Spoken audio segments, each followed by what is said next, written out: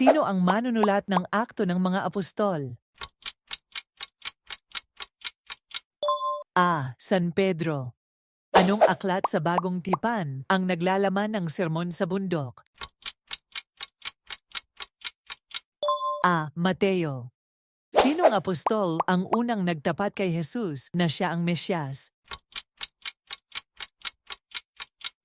A. San Pedro. Ano ang kahulugan ng pangalang Jesus? A. Tagapagligtas. Aling apostol ang tinawag na tagapagbalita ng mga Gentil? A. San Pablo. Sino ang apostol na unang nakakita kay Jesus pagkatapos ng kanyang muling pagkabuhay? A. San Pedro.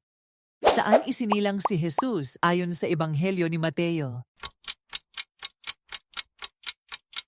C. Bethlehem. Sino ang tinaguriang tagapag-ugnay ng mga Hudyo at mga Hentil sa simbahan?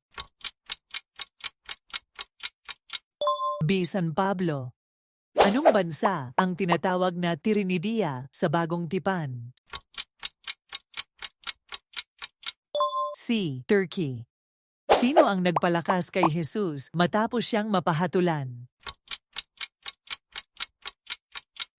B. Simon ng Cyrene.